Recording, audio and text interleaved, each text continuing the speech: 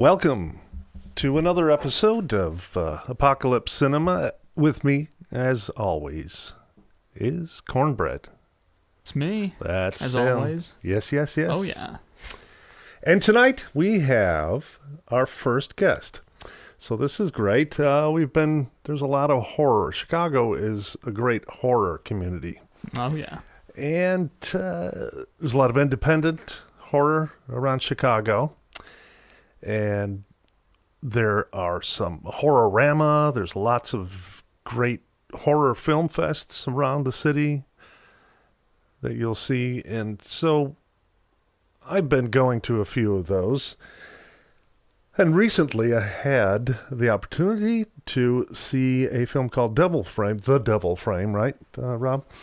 And we've got the director here, Rob Sepulveda. And welcome to Apocalypse Cinema, Rob. Thank you so much for having me on. Thank you. You betcha.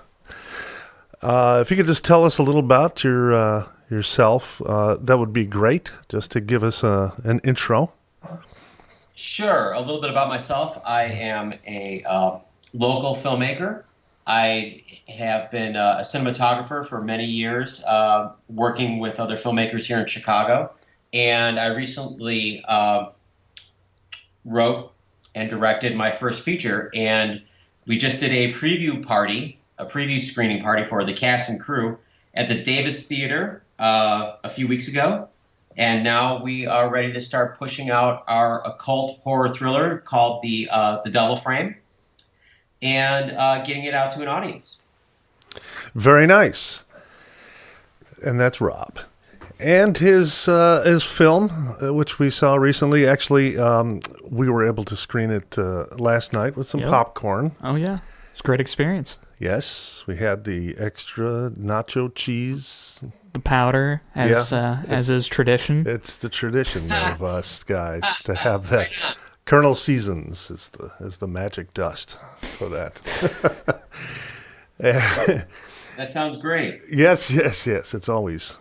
Well, you see, Cornbread and I have gone to horror films for many years. My son is the same age as Cornbread, and we used to take, I used to take the kids to the horror films, starting with like Insidious and. Well, that was the one I didn't see. Oh, you with didn't you guys, see that the first one. Insidious. Okay, but you were covering your eyes for a few of those. Oh yeah, the first couple of years I was very, very much afraid. Had to warm him up a bit, but he's good now. He watches most of them. I just flinch a little bit now. That's it. Good. Sure.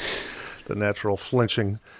So let's talk a little about Devil Frame and the concept behind it. I don't want, not too many spoilers, but well, let's see. Right. I mean, without getting into too many spoilers, to kind of talk about the story from the top, it's basically an occult horror film about a photographer, an artist who is battling his ego to strive something more with his art, and he comes across while he's on assignment, he comes across a voodoo painting ceremony, and he witnesses this artwork being created, and it kind of inspires him to try the same thing, to kind of change up the work that he's doing that he's not finding fulfilling, and to go do something else, to try a different medium in a sense. And he does this while he's under the influence of, being driven by his ego and under the influence of, as you can tell in the film, alcohol. Lots of rum and scotch. Yes, absolutely. He starts doing the ceremonies himself and starts researching it, using different elements, everything from books that he's recommended to the photos that he took while he was on assignment, and creating his own ceremonies and doing things his own way. Making this new artwork, and the artwork that he's creating has an interesting effect on him and an interesting effect on everybody around him. And it starts to manifest his desires. He's finding a way to pull it off. So he's creating great artwork, but at the same time, he's kind of destroying himself and destroying harming the people around him. So you can see as the film goes on that he is achieving the work, but he's doing it at what cost? he's basically destroying himself in the process. And there is a gatekeeper, I guess you would call him, tries to steer him right. Mm-hmm. An occult shop owner. And, Yes. And he doesn't listen. But, the ego Yes, gets in the way, So this film was produced here in Chicago, and we used some fantastic Chicago-based actors. So we have Ron Fitzgerald, who I think may join us later on in the interview. Ron Fitzgerald plays our occult bookstore shopkeeper, who basically is trying to steer our lead character, played by August Lissy, in the right direction. But many times with people that are trying to be steered in the right direction in horror films, things go wrong. Yeah. Yep. Many things go wrong. Mostly by someone's own doing, or because of their own hubris in a way. Their own ego kind of drives them in the wrong direction. So also in this film, we have a great horror actor, Vinny Blanchio, who was in some films as he starred in A Werewolf in a Woman's Prison and Sorority House Massacre, and has worked with Ron Fitzgerald. And Ron Fitzgerald and Vinny Blanchio just put out a few years ago Dark Realm, a horror film that they are pushing out now. And we have a few newcomers to the horror genre as far as Chicago actors, like Kat Blackburn, who played our lead actress Cassandra, Angel Rosario, Sarah Kopp. I can go down the list of all the great actors, but I was really, really fortunate to have a wonderful cast to help make this film happen, and a wonderful crew to make this happen. We brought together some of the some practical effects people that I knew of and worked with to create the demon effects that we use in there, and some of the eerie effects. And I really, really dig the soundtrack. I found a great partner in Chicago to help us create the soundtrack. Phil Absurd, who I think came in and really helped flush the film out, and the terror, the emotional roller coaster you're going on. I think the soundtrack really enhances that experience for the viewer. Yeah, Cornbread and I were both commenting on that last night. We were really digging the soundtrack. Oh, yeah. Very cool. Lots of interesting textures and tabla and synths. And that's right. Yeah, absolutely. Nice mixture of evoking a nice dark horror mood. Yeah. We were really impressed with the soundtrack. It was very nice. Thank you. Nice. Yeah. I thought that Phil did a fantastic job, and Kevin Ford from Fullerton Recording Studio in Chicago helped master the film sound and create some sound design for us, and really amplified it. And we had wonderful people on staff, like Logan Vines is our location sound person. We had Kurt Long, Christopher Kaler, Tommy Sigmund, all as rotating cinematographers on certain shots. Yes, Tommy Sigmund. We're going to be interviewing Tommy a little, maybe a week or so from now. Great.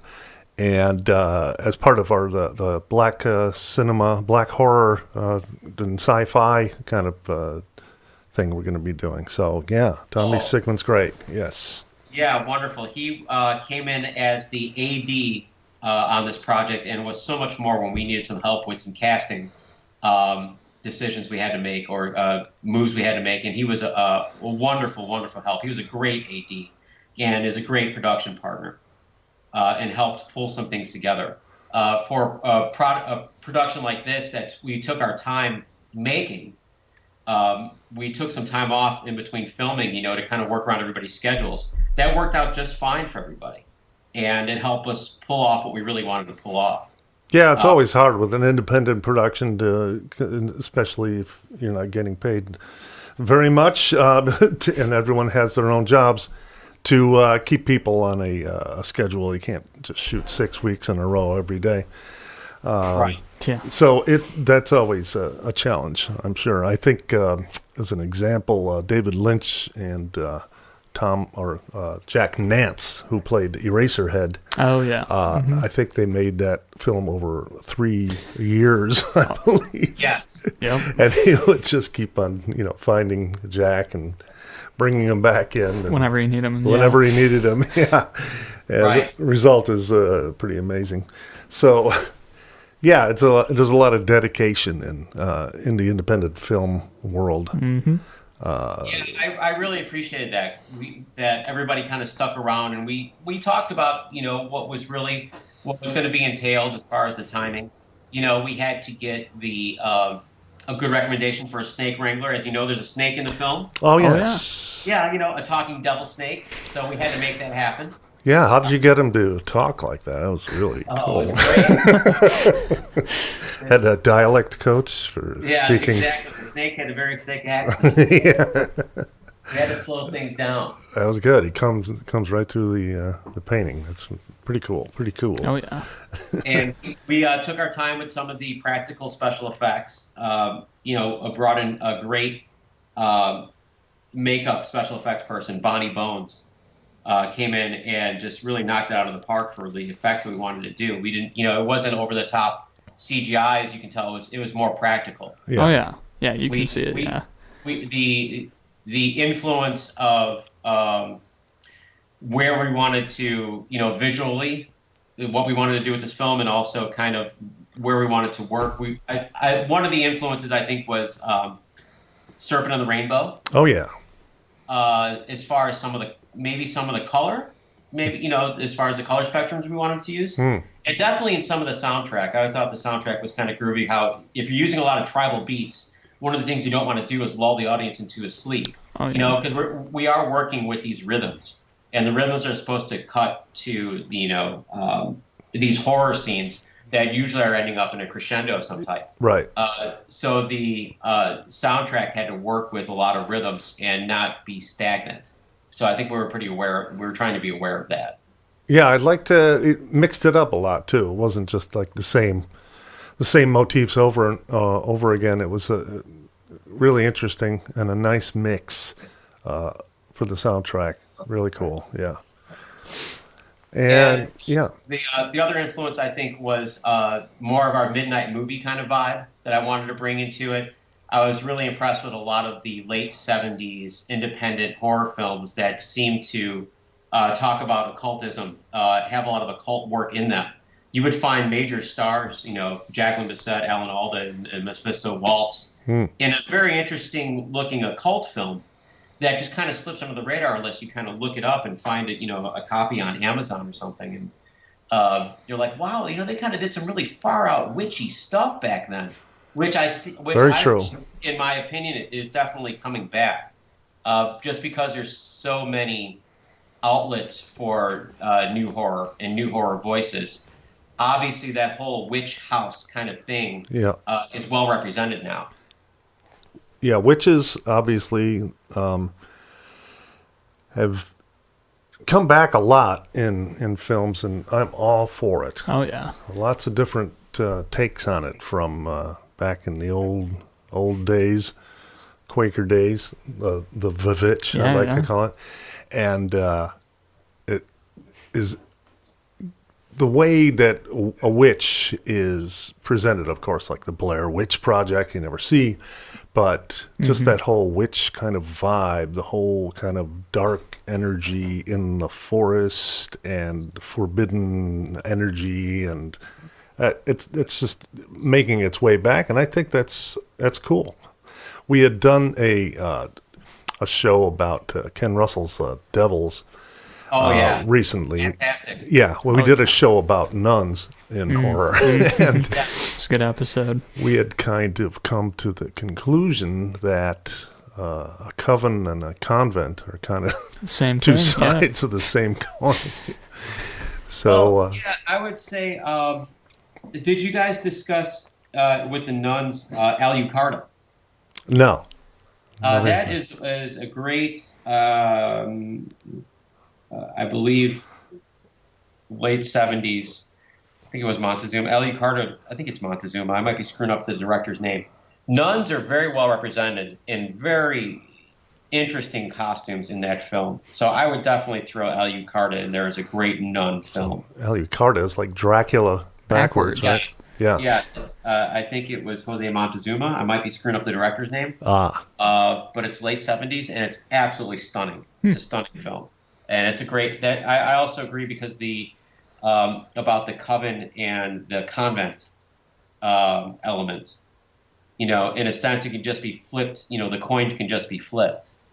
And that's sort of, the whole idea of hidden. As far as witches being in their ways being hidden, that's the meaning of the occult. Is a hidden meaning.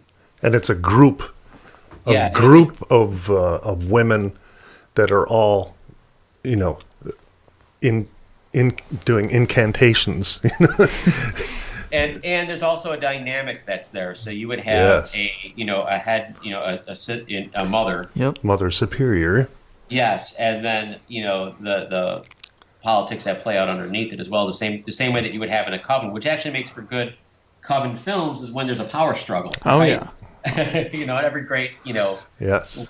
coven witch film, there's usually a power struggle, and there's like the new witch. The new Suspiria is a good example of that. If you've seen that, Still haven't seen that yet. big power struggle for the head witch there. Absolutely. Yeah. So we were talking also earlier about just the horror genre in general, and where you come in at it. I have been around for many years more than Cornbread. Well, that's up for debate. Yeah. Well. I know you're hatched from an egg. All I'm saying is you still haven't released your birth certificate, and I want you to do that. All right. It's coming up. Unaltered. But, I grew up more in the Hammer film era, but always appreciated the new takes. The Freddy, the Jason, all those, the Halloween, Big John Carpenter fan, and then into the new era, which is the James Wan, the Blumhouse. A24. Some people say Blum, so I say Bloom. 24. A24, yeah, they're definitely A24, getting yes. their foot deep in the horror. I love A24 stuff. Yes. Yeah, absolutely. The Slow Burn. Mandy. Yeah. Have you seen Mandy? Not yet, but Okay. I've only heard positive things about it. I should. I feel. Rob, have you seen Mandy yet? Well, yeah, Mandy, I think is interesting, not just as a film, but as a phenomenon of what I'm seeing, and I know that Ron Fitzgerald will probably agree with this. I was pleasantly surprised that Mandy was released as a midnight movie the same weekend it was streaming. Oh, interesting. yeah. Did not know that. I think that is just brilliant because you could watch it in the comfort of your home. Everybody wants it, the promos for it were great because it's like watch Nicolas Cage be crazy in a horror film. Mm-hmm. And I know that he has his own following. He already has a built-in cult following. So you're going to get an audience for that type of film anyway. But you can watch this streaming at home, or you can get together with your friends and go see a great midnight movie, like a good midnight movie event, and see crazy Nicolas Cage run around. It was great. It was great. Demons, in a very, because it's not a feel-good normal film. It's totally crazy. So I love the idea that they released it as a midnight movie the same weekend that they did on streaming. So you had the option to do that. Yeah, or go out and see it with friends. And I do believe that that's going to be coming back. The midnight screening event, festival style, event feel is going to be coming back. Because you said that you met several filmmakers at these screenings in Chicago. That's right. I met a good portion of my crew that I work with right now at film festivals in the past few years in Chicago. not just at festivals, but just at events, get-togethers, and screenings. Somebody puts a few films together. They get the theater, put together an event. I And know. Yeah, it's great. like-minded horror fans are running into each other and finding a way to possibly work together. And that is organically, in an organic sense. That's how I met a good part of my crew that I work with today. Absolutely. That's Was great. at these events. It's this communal feeling of going to see a great, freaky, not normal midnight film, and having that experience together. Well, I think the whole thing about like Mandy, for instance, was like the most fun that I've had at a midnight movie in a long time. It was Yes. just such a great. There's no way you could have enjoyed it as much just sitting at home watching it With the lights on. with the lights on. Yeah, it was a amazingly great experience with a little black box theater at the Music Box. It was Yes. fantastic. The audience was just really hyped and just Sure. way into it.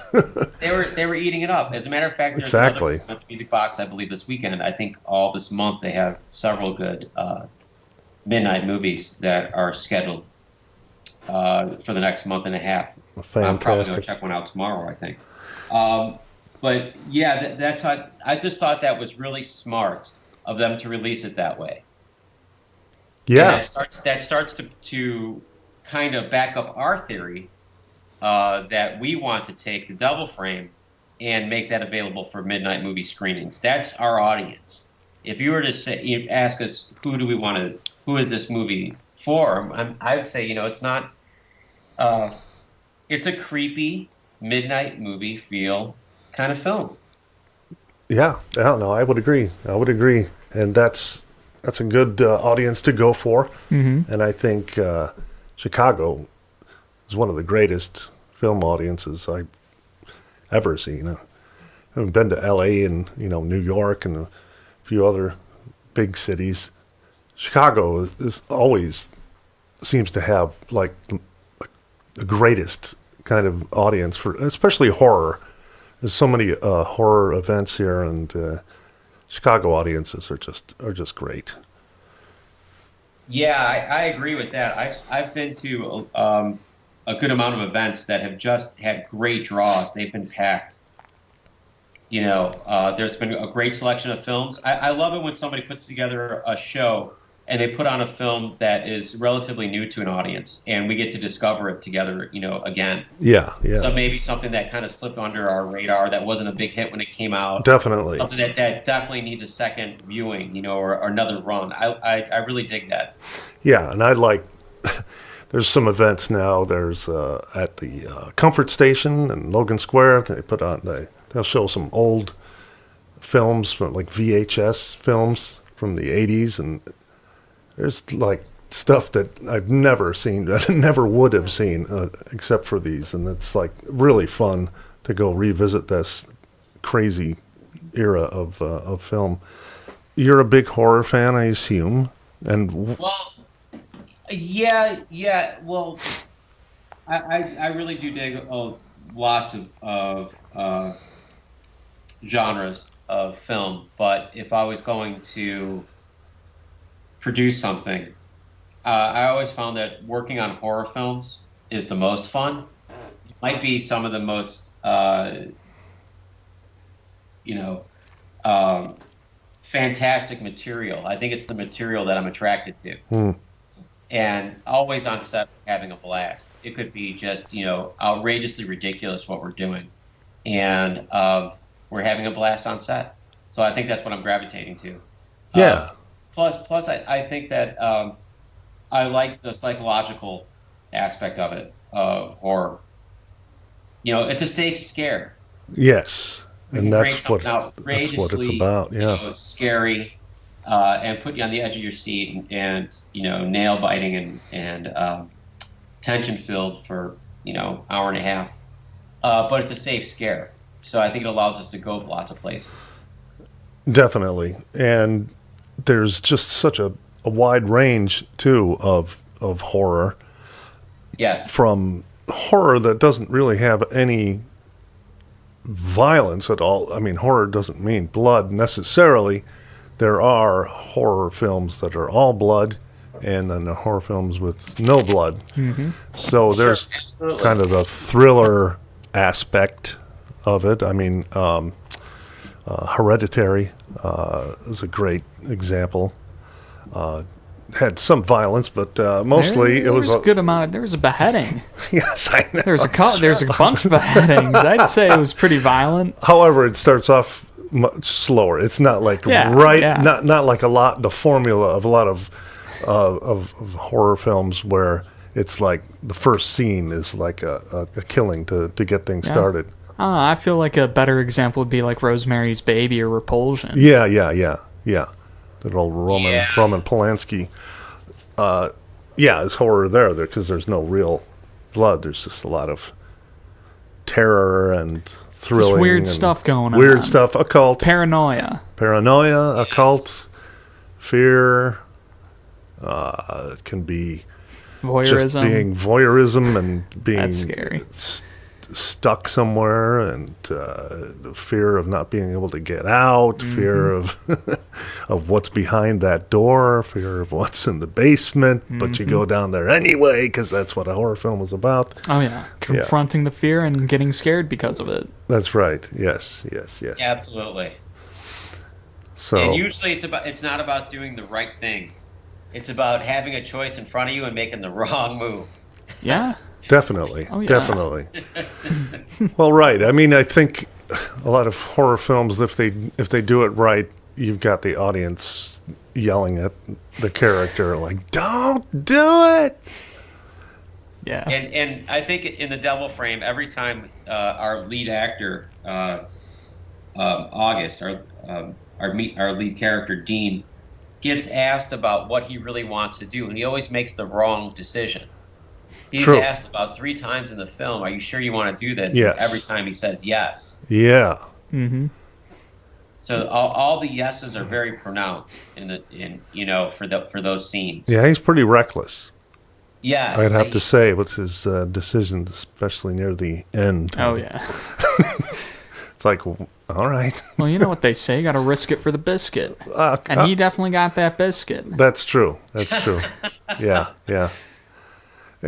He got the biscuit, all right. Yeah. Yeah, risk it. Yeah, I like that. Yeah, that's he's a gambler. Yes, so. He is. He is literally uses the cards in his art. I noticed. That's a trait that I just wanted to add into that character of him being so reckless.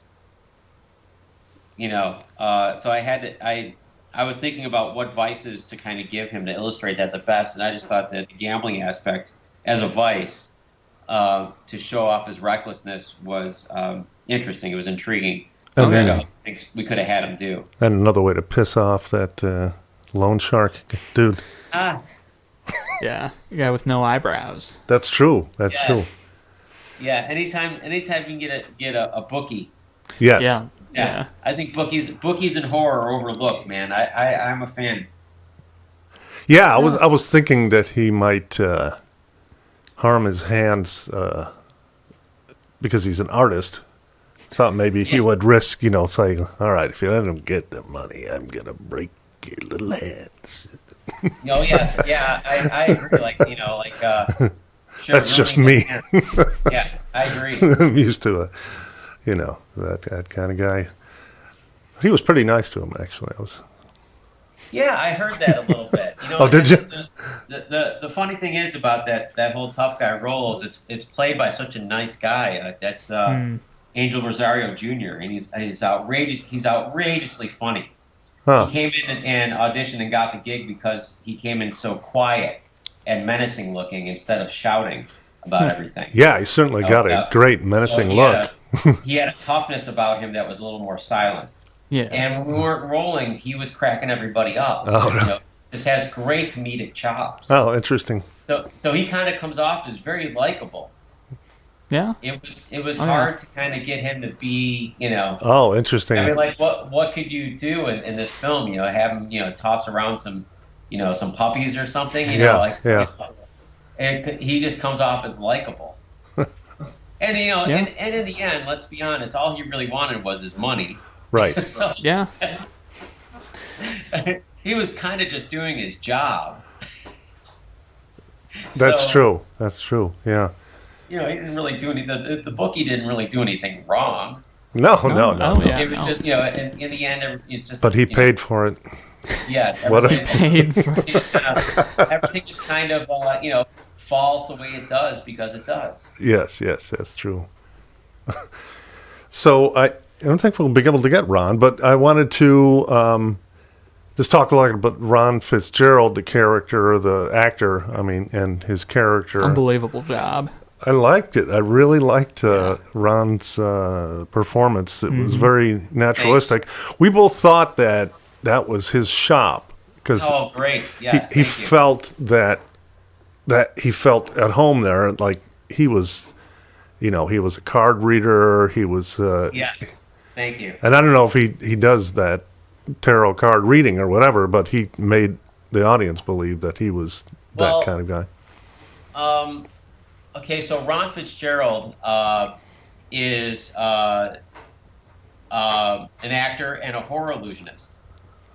Internationally known. He's toured the world as a horror illusionist, so he has incredible stage presence. Oh, I got met it. him years ago when I was recording one of his shows. I was one of the cameramen for one of his live performances. I believe it was the Abbey Pub in Chicago a while back. Did a killer show with a gothic night kind of thing. And I met him when he was performing that night. And we had a chance to work together again, myself as a cameraman or a cinematographer on some projects that he had coming up. And when I started to write this script, I kind of had his character in mind a little bit because I knew of his use of the tarot decks, tarot readings in his show. Got it. There was elements that the dark, because he's a gothic horror illusionist, and in his show that's a bit of an element in it. And I knew that his presence would work really well. That was smart to use his strengths. Yeah, that was very good. Mm-hmm. I always appreciate that. And I've seen him in some other great stuff like Dark Realm, Magus, a great film by John Lachago. I've seen him in Arkham Sanitarium, the Soul Eater movie. So I've seen him in a bunch of great things, and I just kind of knew that we talked about this character, how I went to metaphysical bookstores, and I went to Botanicas located in Chicago, kind of hung out and visited the places and realized that the people that were working there were trying to help the people that came in, seeking answers, anything from finding incense, a balm, a book. Candles. Candles, the just candles. some guidance in general.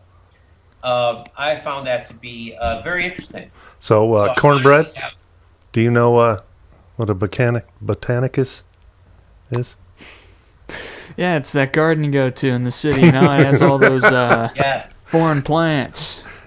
Yes, absolutely right. So botanicus, that's kind of a place that you go to get your herbs and candles. Okay. Yeah, just so it didn't go over your head. To get your candles, yes. To get your candles, yeah. Get your candles The money candle, yeah. Your Yeah. statues of saints. Okay. Which is odd. I always found that interesting, like this real weird kind of merging of religion and icons, and like in the Greek, I went to this Greek supermarket and they had tons of these candles with the saints on them.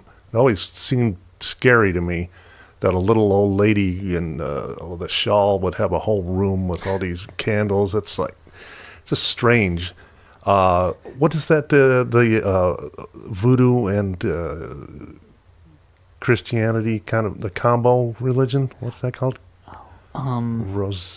Rosaria. Well, there's several different versions of it and names for it. I really think that I think it is a merging of several things. There's Santeria. Santeria, that's what I'm thinking of. Yeah. There's from what I grew up with, what I've seen is in some, just from my observation, in Mexican Catholic households, that there will sometimes be a corner that was devoted to the Virgin Mary. Yeah. And there would be a Virgin Mary statue with some candles as well, maybe a Saint Joseph or a Saint Anthony. And this would be set aside as for a little prayer candle. And sometimes those little areas are decorated or decorated with other elements. And I've always found that interesting because your worship is so personal then.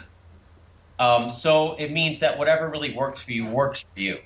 And however you're going to adorn your little prayer corner, your area, I got you. that's what you're bringing in to help those prayers work for you.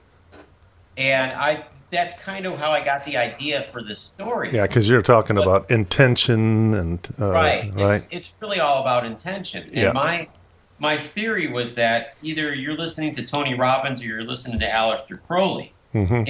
If the right degree of change is made at the right time, at the right degree, the right time, the right way, with the right words, with the right steps, with the right movement, to get a positive change or any kind of change, then that's basically, it's either magic or it's using self-help. It's the same thing. Yeah. It's still moving your intention. I just thought it'd be funny to put it this way, that what if truly your intention is basically just to feed your ego. So it doesn't, and Sure. you're, in your intention, you're still, an asshole. Then you're basically just making it happen. You're basically pulling off your intention anyway with the right, with the right formula. Right. So there's no difference to me. And that brings us to a commercial, which is amazing that we're talking about this today, but we wrap everything together. Our greatest sponsor is an app we call What Is X? What is X? What is X? What is X? What is X? What is it? Yep. And so for today's show, there's always another. What Is X does basically everything. It's an app. What Is X is probably one of the best apps on the market. It is. Are ever-changing subscription-based app, always adding things to help improve your life, your lifestyle, just every way you want to perform it. And the new addition, feature. right? The new one is the occult ceremony. I haven't heard about this. This is it. Talk about having the right formula to invoke any kind of entity that you desire. I wish I had that in my life. Personally, I've been feeling really down, really just beating myself up. I'm looking for change. I'm looking for something. I'm looking for meaning. Could What Is X help with that? What Is X can help with that, cornbread, and the latest invocation software app. Use the coupon code 847-236-66. And that is going to get you this it'll download automatically. And what it does is basically gives you a menu. You swipe left if you don't like that. It's like, this golem, no, all right, this guy. Oh, that looks like a good one. All right, okay. The demon from, So it's like a it's like Tinder, a Tinder for Tinder cults. demons or Tinder what? demons. Yeah, Tinder demons. Yeah. Yeah. So you swipe right, you like it, and then it brings up a nice little menu, and it'll bring up all the diagrams that you need to do your ceremony. Wow, that's going to make my ritual performing even easier. Always going through these dusty, musky books. Right, Ugh, I'm right. always sneezing all the time, and There's always a page ripped out of it. my salt circles are being blown away by my powerful sneezes. It's just, I know. And then you get an entity halfway into this dimension, and they're like, ends up looking like the Eraserhead baby. yeah. It's not good. No good. Yeah. So we're gonna give you this. Don't forget that coupon code, which I said a while back. 847 386 Yeah, for about 13.5% off. that's right. Order one today and get one for your Kids, kids. cousins, nephews, Cousins. just small children in general. Yeah, just like they want to give guns to kids in schools, we want to give the invocation of entities to kids too. Yeah. I think it's a good idea. They're ready for it. What is it? What is X? Sure. Thank you. What is X? What is X? What is X? What is X? What is X? What is X? What is X? Thank you for what is X. And so, Rob, after that, we want to talk about what are you going to do next? What's your next move? Oh, what's the next move? Yes. Thank you for that question. So we've submitted to several film festivals that we had on our radar, and we won't hear about that till second half of the year. That'll play out how it plays out. We'll see if we fit in any programs. We're trying to bring this out to the audience in midnight screenings. I think that would be fun. So we're trying to find a way to do that. We're looking at distribution options. We're going to see what is available, what the digital distribution landscape looks like right now, and how that works into our plans, and go from there. Yeah, it's got to be challenging, I would think, for an independent filmmaker to do the whole routine. Obviously, there's a lot more tools at your disposal with social media and so forth and digital distribution. But someone's got to do it, right? So, Absolutely. I mean, we're the ones that are responsible for pushing it. That's the way we feel. We're the ones that are responsible for building up our list. If you wanted to know more about the film and see a trailer, you can go to thedevilframe.com. Thedevilframe.com. And check out the trailer there. And also, you can sign up for our email list, where we'll tell you about where we're doing any kind of screenings, where you can pick up posters. Maybe get some posters signed by the cast and crew, since I run into them. Very good. Quite often in Chicago. And, in our perspective, we just want to push this film out for quite a bit. This is the game plan right now, is making it available for people to see and experience this. We have other films, other scripts that we're sitting on, and we'll see how those are developed. We'll see what's going to be the next move as far as other projects coming up.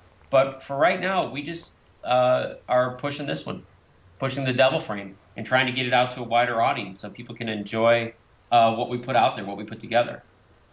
Very nice. Very nice. Did you have anything that I didn't bring up, Cornbread? No. You didn't have any? Very thorough, like my doctor last week during my physical. Turn your head to the left. I tell you. That's why we got the cornbread here. A little extra flavor. So awesome. Rob, we really thank you so much for putting aside some time, and it was a pleasure to speak with you and to view The Devil Frame. Great movie, great experience. Thank you so much for having me on. Thank you. And I hope you guys enjoyed the screening. Oh, yes. Oh, we did. Absolutely. We did. And I am looking forward to being able to see it in theaters. Yes. Thank you. Yeah, we're huge fans of people going out and seeing movies in the theaters. Movies in the theaters. Yeah, that's like every episode. We're like, get out there and buy a ticket, damn it. Yes, I agree, and I'll definitely let you know when we do another screening in Chicago. All right, awesome. All right, thanks a lot, Rob, and thank you guys so much. You betcha. And this has been Rob and Cornbread on Apocalypse Cinema. Have a great one, guys. Thanks a lot.